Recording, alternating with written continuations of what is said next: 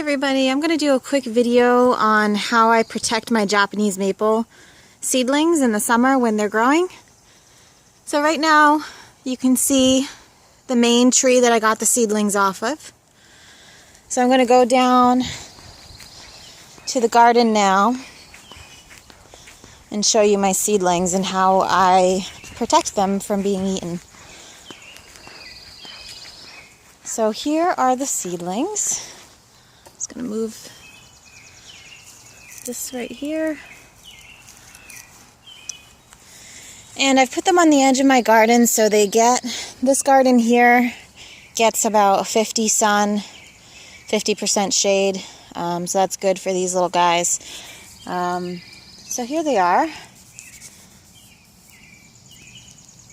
They're looking pretty good, except for that guy. He's pretty big already. He was actually in the back of the garden over here, and I grabbed him probably at the beginning of the season, and he's pretty wilted. Leaves look a little bit of chlorosis in it, maybe. So not looking too great, but we'll see how he does over the summer.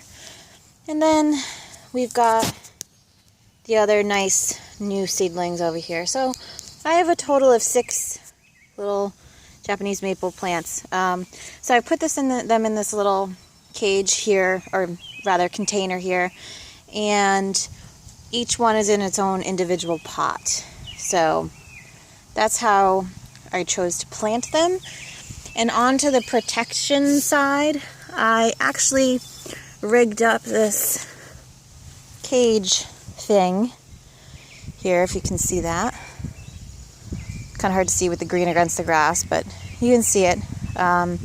So what I did is just got some metal grate kind of things and zip tied it together. And to prop it up on the edges, or to keep the space pretty as closed as possible, I've put cardboard boxes on the sides. So basically what this does, I'm just gonna lift this over, and the grate is on top of the plants like that. I've had pretty good success with this. I haven't had any of them get eaten yet, so they're doing pretty good. I've had them out here for a couple weeks, and it seems to be deterring the animals. Hopefully it'll continue that way. I'm just gonna lift that box up. So it blocks most of the access. And what's great about this grate here is that the plants can still get a lot of sun even with the grate on top, because it's got a bunch of holes and everything, so it's not blocking the sun. So that's basically how I protect them. I've been lucky enough to get 5 this season, 5 saplings.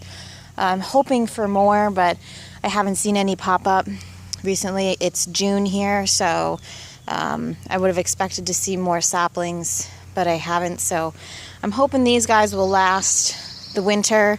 There is a high mortality rate with Japanese maple seedlings, so you kind of gotta put a lot more into them than what you get at the end.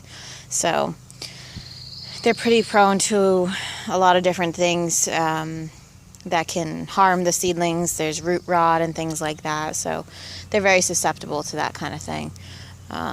But as I said, I hope these guys last, and I'll provide an update on how these guys do over the summer as well.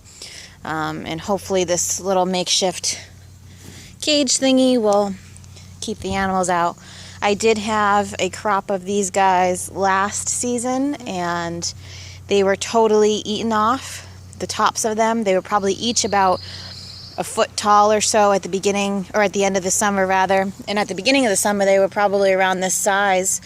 So they really grew a lot, and something got to them, ate the tops off, and they didn't recover over the winter. So this is what I'm left with. I'm starting fresh, and hopefully they last. So, but if you guys have any questions about Japanese maple seedling, growing them and things like that, just let me know. Fairly new at growing them myself, actually. I've just pretty much been plucking them from the ground near the main tree. So, but I do have a couple tips if you ever have any questions. So feel free to comment. Thanks.